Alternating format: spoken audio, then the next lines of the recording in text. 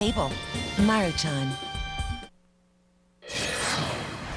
Welcome back. I'm David Gura. In the Russia probe, former Trump advisor Steve Bannon set to testify before the House Intelligence Committee on Tuesday in closed session. And to prepare, Bannon hired attorney William Burke, who also represents former White House Chief of Staff Reince Priebus and current White House counsel Don McGahn. Meanwhile, the president now saying that an interview with Robert Mueller seems unlikely and continuing to insist there was no collusion with Russia.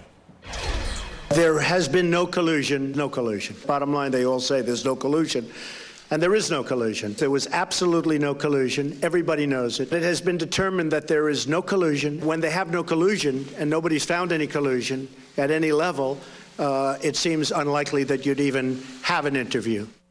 The president clear on that point. Joining me now, Malcolm Nance, U.S. intelligence veteran for over 30 years and terrorism analyst for MSNBC, and Naveed Jamal, former FBI double agent and an MSNBC contributor as well. Malcolm Nance, let me start with you, get your sense of what the House Intelligence Committee is likely to hear or wants to hear from this witness when he testifies on Tuesday.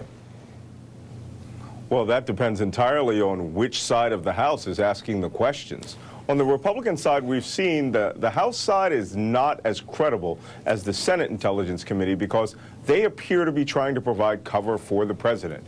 You know, the chairman of the committee, Devin Nunes himself, said he recused himself from this committee, but has been actively participating in trying to muddy the waters. The House Democrats, on the other hand, they are really going to have the knives sharpened to try to create a circumstance where the information they get in their testimony can be used by the Mueller investigation to see if anyone is carrying out perjury. Naveed Jamali, let me get your sense here of what's happened to bipartisanship with these investigations. We saw Dianne Feinstein, the ranking member of the Senate Judiciary Committee this week, releasing a transcript of Glenn Simpson's testimony before that committee, before committee staffers. It seems like bipartisanship is a done deal there. In that committee, it's not there anymore. Same is true of the House Intelligence Committee, as we just heard there from Malcolm Nance. Is your focus here primarily on Bob Mueller's investigation in light of all of that? I suppose you have the Senate intelligence investigation, which still seems solidly bipartisan. Well, yeah, I think that's right. I think bipartisanship was never in the window to begin with. I think Malcolm's absolutely right. Look, my own personal experience, having been brought down to brief HPSI, was that the Republicans boycotted me when I came down to speak to them. So, yeah, I think that's absolutely right. Look, Bob Mueller and the FBI, this is not the Scooby gang. This is a serious investigation. There's no bipartisanship. This is, and look, the thing that people should remember about Bob Mueller is that, and when the FBI as a whole, rather, is that when the investigation into criminal or Russian involvement in the election starts here, Bob Mueller and his team are going to look at everything. And what they find may be crimes that may, in fact, have nothing to do with the election. This, it could be tax evasion, it could be money laundering. Those are fair game. So if I'm Donald Trump and I don't want to testify, I think it's a wise move because, look, the book is open. Whatever that investigation yields is fair game to bring to court. And I think that the Trump entourage is rightfully so worried. Malcolm Nance, NBC News reporting that in a matter of weeks we could see the president testifying before Bob Mueller, giving an interview with Bob Mueller and his team. What's that likely to look like, do you think? As these negotiations take place, do we have a clear sense of what Bob Mueller wants, and using history as a precedent here when presidents have had to testify before, a sense of how this is likely to go down?